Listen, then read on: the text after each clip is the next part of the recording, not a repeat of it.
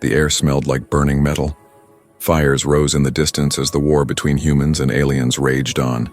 Corpses of machines and monsters lay broken across the battlefield. Soldiers searched for survivors. Weapons ready, hearts cold, but one human walked alone. Away from the others, his name was Raiden, a soldier who didn't smile much. He had seen too much death, too much cruelty. He wanted to forget the war, just for one moment. As he walked past a ruined alien lab, he heard something, a soft breathing sound, broken and tired. He followed the noise through smoke and dust. There, inside a metal cage, he saw her. She was not like the other aliens he had seen. She was tall, almost twice his height, her silver skin covered in scars. Long purple hair hung down over her face, hiding her glowing blue eyes. Chains wrapped around her arms, legs and neck. She was shaking. Afraid, not dangerous, Raiden slowly stepped closer. Raising no weapon, she looked up, eyes wide with fear, and whispered, "Don't touch me. I'm not breeding material." Her voice was soft. Almost broken, she thought he came to hurt her. Like others had done before, Raiden didn't speak. He just knelt near the cage and stared at her. Something about her eyes made his heart twist inside his chest. He saw pain, shame, and loneliness. She didn't fight or growl. She only waited for pain to come. But Raiden did something no one else had done. He reached out slowly and placed his hand on the cage bars. "I'm not here to hurt you," he said. She blinked, confused, and whispered again, "I'm too big, broken, not useful for breeding." She looked away. Ashamed of her own body, Raiden felt anger, but not at her. He was angry at the people who made her feel like this. "You're not a tool," he said. "You're not an object. You're someone." She looked back at him. As if seeing him for the first time, tears rolled down her cheeks. It had been so long since someone said she mattered. Raiden stood up and looked at the cage lock. It was advanced tech but damaged from the bombing. He used a stolen alien keycard from his pocket. With a soft beep, the lock clicked open. She didn't move. She thought it was a trick. She whispered, "Why would you free me?" Raiden replied, "Because no one should live in a cage." Suddenly, loud alarms began to scream across the compound. Red lights flashed, footsteps thundered above. Human forces had found him. They were coming. He turned to her, eyes serious. "We need to go," she shook her head. "I'm too heavy. You'll slow down." But Raiden didn't care. He stepped inside the cage and lifted her. His muscles screamed, his bones trembled, but he didn't stop. She gasped, Why are you doing this?" He looked at her and said, "Because someone has to," with her in his arms. He ran through the fire and smoke. Soldiers yelled behind him, but he didn't stop. A blast hit nearby, throwing them into the dirt. He shielded her with his body, taking the burn on his arm. Blood ran from his shoulder, but he gritted his teeth. She looked at him in shock. No one had ever protected her before, not even her own kind. They rolled down a slope and landed near a broken wall. Hidden from sight for now, he laid her down gently, breathing hard. She touched his face with shaking fingers. "You're hurt," she said. "I've been hurt before," he whispered with a smile, "but you're finally free." For a moment, the war didn't exist. There was only the sound of her breathing, and the warmth of his hand around hers. She closed her eyes and whispered, "My name is Zilari," he whispered back. "I'm Raiden." Two strangers, from two worlds. But in that broken place, something new had started. Not war, not hate, but something small and soft. Like hope. Raiden's legs burned as he ran. His shoulder bled from the blast. But he didn't stop. In his arms, Zilari trembled, her tall body limp but alive. Behind them, the enemy base was on fire, alarms screaming through smoke. He didn't know how far the soldiers were. He didn't care. He just knew one thing: if they caught them, they would take her back, and he had promised. "You'll never be caged again." Zilari pressed her face into his neck. Her body was heavy, almost too heavy for a human to carry, but she didn't say anything this time. She just held on to him like she was afraid to fall. Flames licked the air around them as they passed through the ruined gates. Explosions behind them shook the ground. Raiden stumbled over cracked metal and wires. His breath was short, his vision blurry. He looked ahead and saw a hill of rubble, too steep to climb with her in his arms. He placed her down gently behind a broken wall. "Stay here, I'll clear the way," he said. She grabbed his hand. "Don't leave me." He looked into her glowing blue eyes. "I won't," he promised. He pulled out a small pulse bomb, set it near the rubble. Boom. It exploded just enough to create a path through. Raiden returned and lifted Zilari again. She whispered, "Why do you risk so much?" He didn't answer. He just smiled through the pain. "Because you're not broken, you're just tired." The fire had spread to the trees now. Ash floated in the air like snow. They entered the edge of the forest, smoke making it hard to see. Raiden followed an old escape route he had memorized from rebel maps. Each step hurt, his arm was going numb, but he kept going. Because the weight in his arms wasn't a burden, it was a choice. Zilari looked at him. "You don't even know what I am," she said, her voice soft. "I know you're alive," he replied. "I know you deserve more than pain." They reached a stream hidden deep in the woods. The water was cold, clear, and safe. Raiden collapsed to his knees and let her slide into the shallow water. She gasped as the coolness touched her skin, washing away some of the blood. Raiden dipped his burnt arm into the water and hissed in pain. She moved closer and gently took his arm in her hands. "I can help," she said. Her fingers glowed softly, alien energy flowing into his skin. He stared at her amazed. "What is that?" "Old science," she said, "built into my blood. Pain is the only thing they let us keep." He touched her cheek. "No one will hurt you again." She leaned into his touch like a child who had never been held. For a moment time stopped, but then a noise echoed through the trees. Voices, boots crunching leaves, lights flickering in the distance. "They're coming," she whispered, fear in her voice again. Raiden looked around, thinking fast. "We can't fight them," he said, "but we can hide." He spotted a nearby cave. Covered in moss and vines, he helped her up, and they slipped into the darkness just before the soldiers passed by. Inside the cave it was cold and silent. Zilari sat against the wall. Breathing hard, Raiden sat beside her, his body finally giving in. He leaned back, and for the first time since the escape, he let himself close his eyes. Zilari watched him. His face was pale, his arm burned, his body bruised. Yet he had carried her through fire and blood like she was something precious. No one had ever done that for her, not even her own kind. She reached out and touched his face. "You're strange, human," she said softly. He didn't open his eyes, but he smiled. "So are you," he whispered. Outside, the fire died slowly. But in that cave, a small warmth was growing. Not from the heat, not from the stars, but from two souls who had found each other in a world that had forgotten them. Zilari curled up beside him, her giant frame folding gently around his smaller one. For the first time in her life, she wasn't afraid to be close, she whispered. "Thank you." He didn't speak. But his hand found hers in the dark, and they held on, like two broken things learning how to heal. Together. Rain fell gently over the forest, washing away the ashes of war. Birds didn't sing, and the trees stood silent. But deep in the shadows, something strange was happening. A human soldier was hiding a giant alien girl in a place not meant for either of them. Raiden led Zilari through the thick forest path. His steps were slow, his arms still healing from the fire. Zilari followed quietly, her eyes watching everything. Each sound made her flinch. Each rustle of the leaves reminded her of cages and cold labs. "We're close," Raiden said, breathing hard. He pushed aside a curtain of vines and revealed an old rebel hideout. The building was half buried, covered in moss and forgotten tech. Raiden had found it during a mission long ago and kept it secret. "This is where we'll rest," he said, opening the rusty door. Inside, it smelled like dust and earth, but it was dry and safe. He helped Zilari sit down on a large metal bench. She looked around nervously, her hands shaking. "This place, it's not a lab?" she asked. "No," Raiden said. "No one knows about it but me." She nodded slowly, unsure if she could trust the quiet, but his voice made her believe.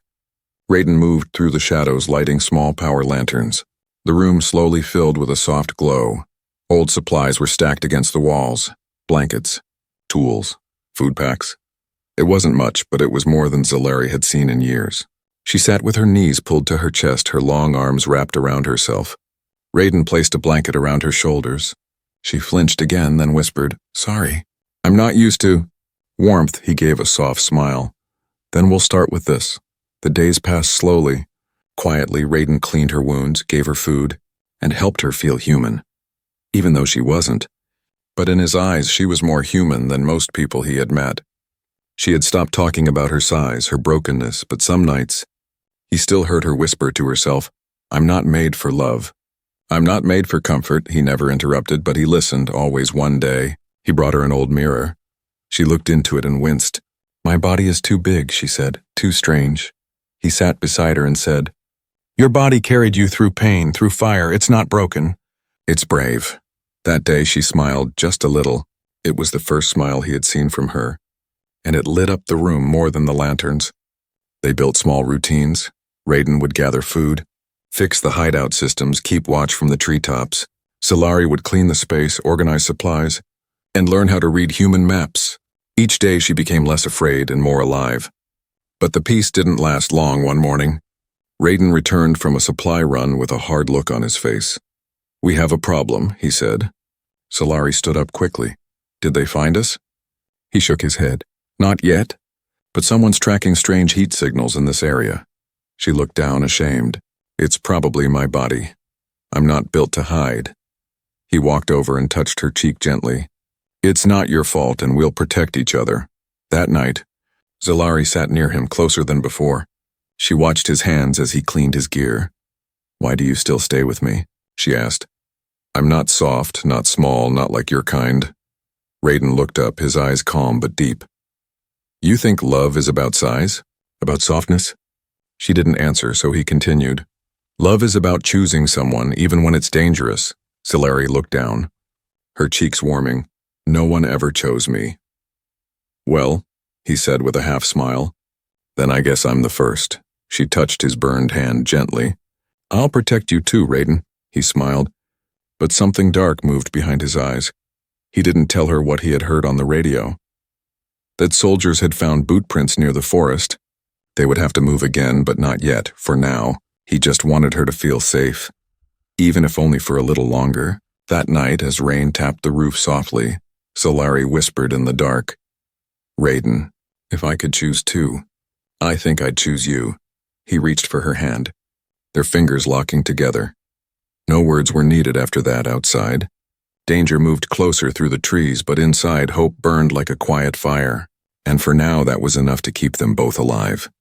Solari sat in silence, watching the soft glow of the forest night leak through a crack in the hideout wall. The lantern near her buzzed gently, casting long shadows on her silver skin. She traced her fingers along one of the deep scars on her arm. It had been there for years, long before she met Raiden, long before she knew what kindness felt like. The scar was not just on her skin, it lived in her mind too. A reminder of metal tools, cold voices, and days spent strapped to hard tables. She had learned long ago to stop hoping, but Raiden made her feel things she didn't understand, things she wasn't sure she was allowed to feel. He entered the room quietly, his jacket soaked with rain. He placed a bag of wild fruits and herbs on the table and sat beside her. She didn't move, but he noticed her eyes were darker than usual. Nightmares? He asked gently. She nodded. I saw the cage again, she whispered. They were opening it. But it wasn't you. Raiden didn't speak right away. He simply reached into his bag and handed her a warm cloth. For the cold, he said. She took it with trembling hands. I don't understand you, she said after a while. Why do you care? He looked at her seriously. Because no one ever cared about me either. Solari blinked, surprised. You're human, you have your people. Raiden shook his head. I was a war orphan, raised by soldiers, trained to fight, not to feel. I didn't know what peace felt like until I saw you. She looked away, her voice quiet. I'm not peaceful, Raiden. I'm dangerous, broken, and full of ugly things inside. He didn't argue. Instead, he rolled up his sleeve, revealing a long, jagged scar down his arm. This was from my first battle, he said. I was just 16. They told me pain made me stronger, but it didn't. It only made me harder. But when I saw you, afraid but alive, I remembered what softness felt like. She stared at his scar, then slowly held out her arm. Her own scar ran from her shoulder to her wrist, deeper, rougher, crueler. They cut me open to study my bones, she said. They wanted to know why I grew so large, why I didn't cry. Raiden reached forward, not to pull her closer, but just to place his hand over her scar. He didn't press or grab, just rested it there, warm and steady. You don't have to explain your pain, he said. I can feel it. Her throat tightened. No one had ever touched her scars like that, like they weren't something to hide. Her eyes shimmered with tears, and for the first time she didn't hide them. She let them fall, drop by drop. Raiden wiped one away with his thumb, slowly. "You're safe now," he whispered. She leaned forward, letting her forehead touch his. Their breaths mixed in the quiet air. Her hand reached for his cheek, and this time she didn't hesitate. She touched him gently, as if afraid he would vanish. His skin was rough from battle, but warm. He didn't flinch. Instead, he closed his eyes and placed his hand over hers. For that moment, the war didn't exist. The pain, the fear, the years of torture, they faded. There was only warmth, skin, and the quiet beat of two hearts slowly learning trust. But outside, the forest was not still.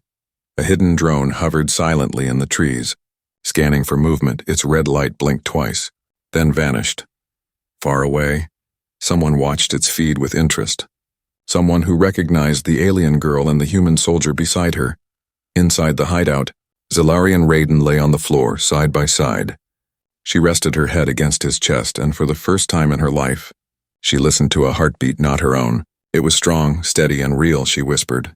"I don't know what this feeling is, but it makes me afraid and happy. And warm at the same time," he smiled. "That's how I knew it was real." They didn't kiss. Not yet, but the silence between them was softer than words. And in the middle of that silence, something was changing. Not just inside her, but in the world around them. Because somewhere out there, a decision had been made. The girl they thought was broken was still alive, and the one who had taken her was no longer just a soldier. He was a threat. The peace they had found was real, but it would not last. Something was coming. But for now they held each other, and that was enough. The morning was quiet, too quiet. Sunlight fell through the trees in broken pieces. Inside the hideout, Raiden packed quietly while Zalari watched. She could feel it too. Something in the air had changed. He didn't tell her everything, but she saw it in his eyes. The way his hands moved faster, the way he checked his weapon twice, something was coming. "Raiden," she whispered, "what's wrong?" He paused, then looked at her. "I think they've found us," he said. "Not the foot soldiers, not scouts. Something worse." Zalari's breath caught in her throat. "Are they coming for me?" He nodded. "I saw a drone yesterday, silent, red-eyed. Government grade. It wasn't just looking for rebels." She stood, her tall frame tense. "I'll run," she said quickly. "I'll lead them away from you." "No," Raiden said firmly, walking over to her.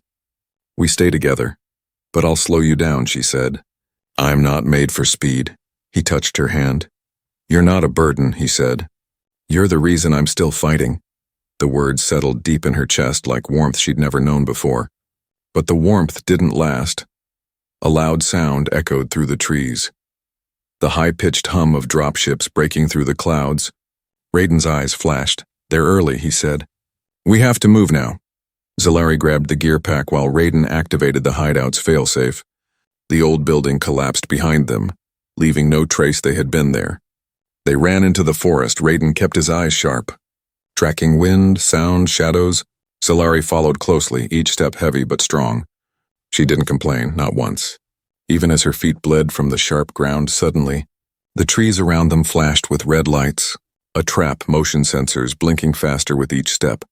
Raiden grabbed Zalari's arm. "Down!" They dropped into a ditch just as a laser burst flew over their heads. The trees exploded in sparks. Zalari covered Raiden with her body, her wide frame taking the heat. "I told you I'd protect you," she said through clenched teeth. Raiden smiled bitterly. "Let's do it together." They crawled through the mud, hearts pounding. Raiden pulled out a signal jammer and threw it toward the sensor tower. It exploded. The lights died, and the forest went quiet again, but now they were exposed. More dropships landed in the distance. A mechanical voice shouted from the sky, "Return the specimen and live." Zalari froze, her hands shaking. "They're calling me a thing again," she whispered. Raiden looked up at the ships and shouted back, "She's not a specimen, she's a person." There was no reply, only the sound of charging weapons. Raiden pulled her close. "I have a plan," he whispered, "but we'll have to split for just a little while." "No," she said quickly. "We stay together. You trust me, right?" She nodded. "Then meet me at the river cliff. Follow the stars east." He kissed her forehead, quick and firm, then ran off in the opposite direction, throwing a flare to draw the soldiers. Zalari hesitated, but then turned and ran the other way. Each step was heavy, each breath tight. But she was not the girl in the cage anymore. She was someone who had been chosen, Someone worth saving in the trees above. Hidden snipers tried to lock onto her large form, but she moved like a shadow faster than they expected. Her mind replayed Raiden's voice. "You're not weak. You're built to survive." She reached the cliffside just as the sun began to fall. The sound of water roared below, but Raiden wasn't there yet. She looked around, heart racing, then footsteps. She turned quickly, her hands glowing with faint alien light. But it was him. Raiden, bruised, bleeding but smiling. "They followed me," he said, "but I made them believe I was alone." He pulled a small remote from his belt and pressed a button. A hidden transport ship revealed itself, rising from the water below. Cloaked, quiet, waiting, Solari gasped. "You had a ship?" Raiden grinned. "Not mine. Stolen, just like our freedom." Suddenly, voices behind them, soldiers shouting, weapons aimed. "Stop! Surrender the alien or die!" Solari stepped in front of Raiden, her body glowing brighter now, but Raiden grabbed her hand. "No, we jump." "Jump," he smiled. "Trust me." They held hands, ran forward, and leaped off the cliff. The wind screamed past them as they fell. Below, the ship opened its hatch just in time. They crashed inside, rolled across the floor, and the door sealed behind them, safe for now. Raiden lay on his back, breathing hard. Solari hovered over him, eyes wide. "You're crazy," she said. "You jumped with me," he replied. "I didn't want to lose you," she whispered. He reached up and touched her cheek. "You won't." Outside, the forest burned with anger, but inside the ship, something beautiful had begun. A bond born in fire, sealed with a fall and built on choice. The stars stretched like silver dust outside the small ship's window, endless, cold, silent. Raiden stared at them, his body still aching, his heart still racing. Beside him, Solari sat wrapped in a thick blanket. Her arms around her knees, they had escaped barely. But freedom in space was not peace, it was cold, quiet, and lonely. The ship hummed softly as it flew through the dark, hiding from every signal, every eye. Solari had never been in space like this. She had been transported in chains before, locked in cages, half sleeping, half drugged. But now she was awake. Truly awake, and it scared her. "Where are we going?" she asked quietly. Raiden adjusted a small panel near the wall. "There's a moon station a few light hours away," he said. "Empty, old, forgotten, perfect for us to hide." She nodded, but said nothing. He turned and looked at her. "You're shivering." "I'm not used to this kind of cold," she said. "It gets into my bones." He walked over and sat beside her. Gently, he pulled the blanket over both of them. "Better?" he asked. She hesitated, then slowly leaned her head against his shoulder. "I thought space would feel free," she whispered. "But it just feels empty." Raiden nodded. "I know," he said. "Space doesn't save people, people save people." She closed her eyes, breathing in the scent of him, earth, fire, and something warm underneath. "I don't understand this," she whispered. "This closeness. I've never felt it before." He wrapped an arm around her shoulder gently. "You don't have to understand it yet," he said. "Just feel it." She opened her glowing blue eyes and looked up at him. "Why do you want someone like me?" Raiden met her gaze without blinking. "Because you make me feel like I'm not just a weapon," he said. "You make me feel human again." Solari's heart beat faster. She didn't know love, but this feeling, this warmth, was changing her. She reached out and touched his face again, just like in the cave, but this time her finger stayed longer. Raiden closed his eyes and leaned into her touch. Then gently he placed his forehead against hers. There were no words, just breath. Skin, heartbeat, and trust, and in that quiet moment, they kissed softly, carefully, like two people who had been broken for so long they forgot what soft things felt like.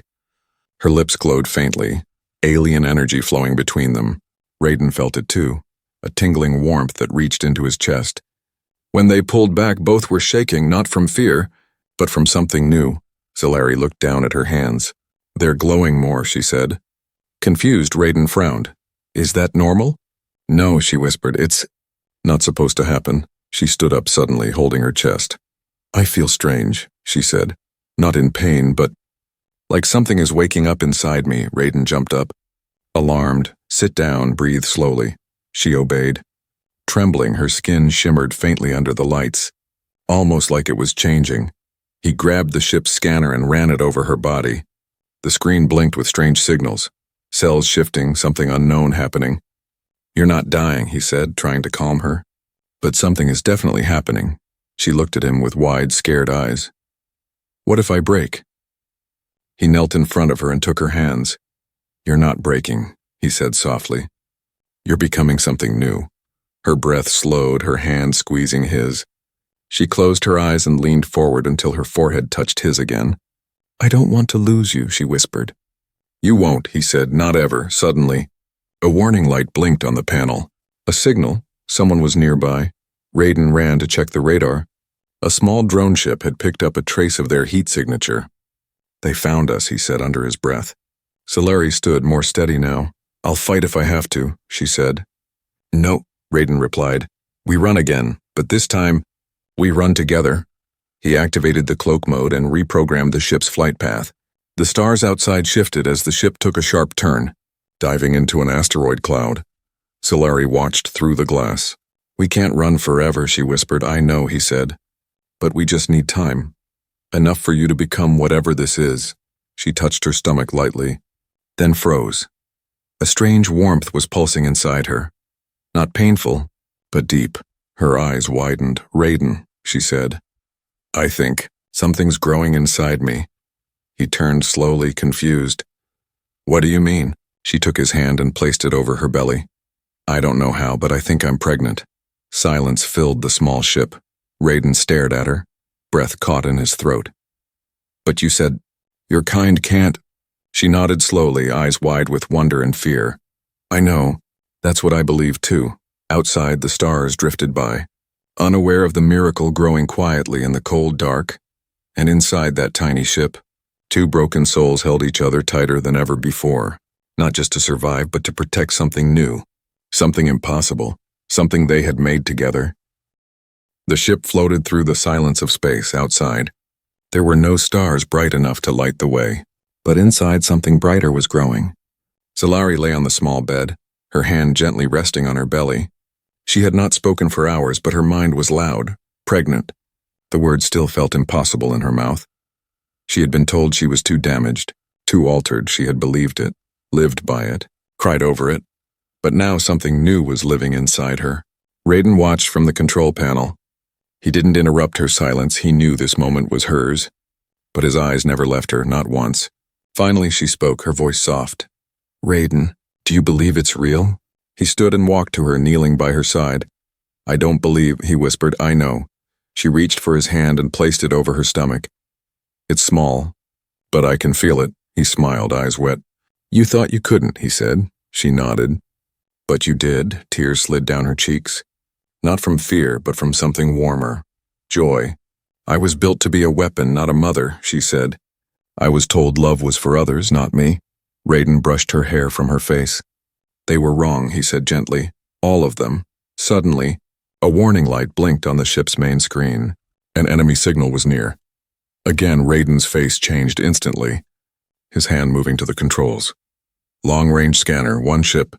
Cloaked, coming fast, Solari sat up, her body stronger than ever before. We have to run again, she said quickly. Raiden shook his head. No, he said. We're not running this time. He looked her in the eyes. This ship has enough energy for one jump, but it needs two things. Someone to stay and launch it, and someone to carry the jump. Her heart dropped. You're not staying behind, she said. Standing up, Raiden gave a half smile. If I don't slow them down, they'll follow the energy trail. No, she said again, louder now. You didn't save me just to leave me. I'm not letting you go. He looked at her, then looked at her stomach. You have someone else to protect now, he whispered. She grabbed his arm. And so do you. The ship rattled. The enemy was close. Raiden ran a systems check, his fingers moving fast.